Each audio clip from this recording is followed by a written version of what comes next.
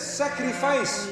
We need to realize we are not prepared to give up a cigarette. I am honest. Obviously, people are now debating, is it makruh, is it haram? My brothers, my sisters, don't fool yourself. Is it harmful or not? The answer is yes, it is. Last week, I was in UK. And believe me, I saw cigarettes. Not only expensive, but every box says 2 words: smoking kills. That is the message. And I was talking to one of the ulama, and he was saying, this particular issue of smoking kills and how it is illegal to sell a box of cigarettes without writing on it, smoking kills.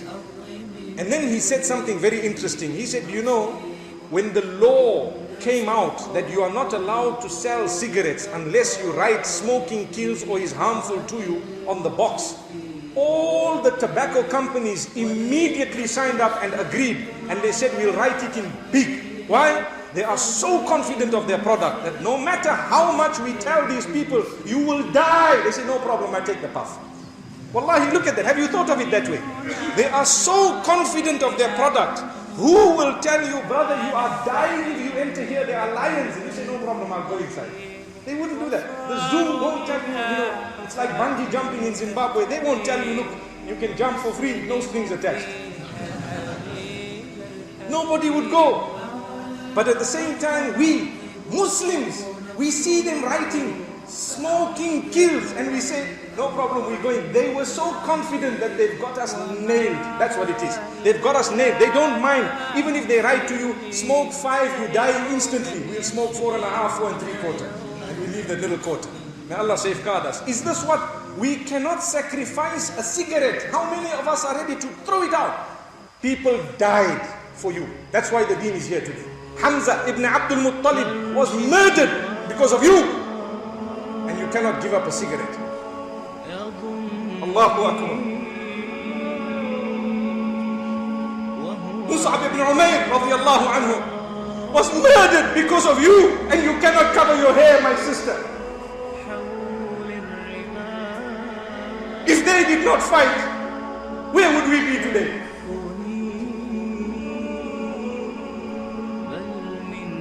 Name them. Name all of them. 313 people. They said, Ya Allah, we are ready to give our lives. That's when the deen came to me and you. I cannot give up adultery. They gave up their life. Nobody's asking you to kill yourself. Allah is only asking you one thing. Give up your bad habits. Turn to me.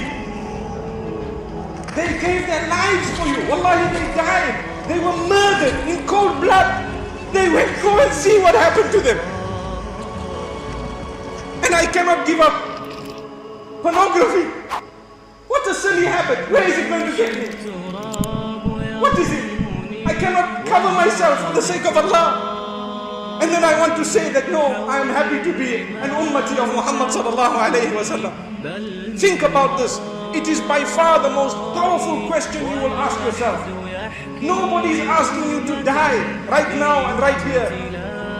Allah is asking you to serve Him, to worship Him alone, to practice the deen, to put it into practice, to convey it to others, to be kind to others, to be honest, to be trustworthy. We steal from people, we cheat them, we con them, we deceive them, and yet there were people who wallahi have died in their hundreds and thousands for the deen to come to me today, and I don't realize I am enjoying the shahada because of the martyrdom of so many people. Name them. When you read a sahaba's name, any one of the sahaba, when you read their names, ask yourself, this man was martyred because of me.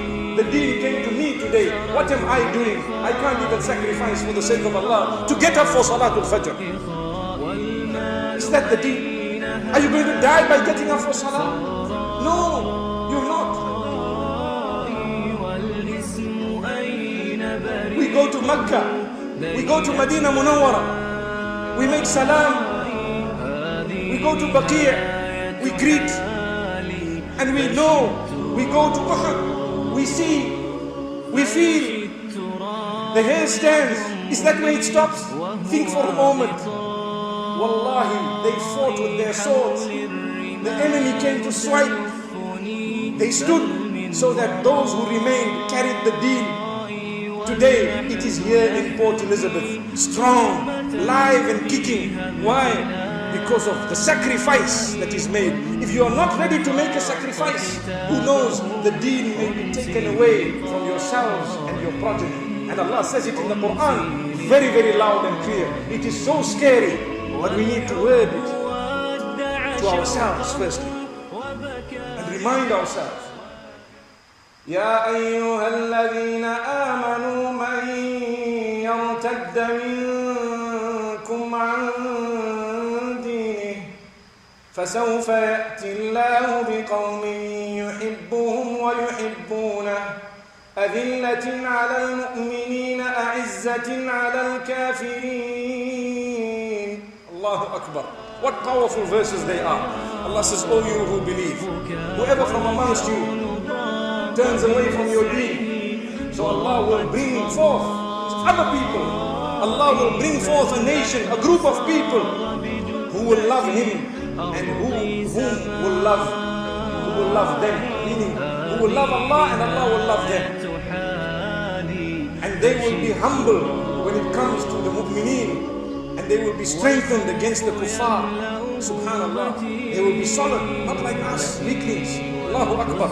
So weak that we can pump weights of 100 kilos and boast to the rest of the people in the gym, but that same set of biceps cannot lift your blanket up for Salat al-Fajr.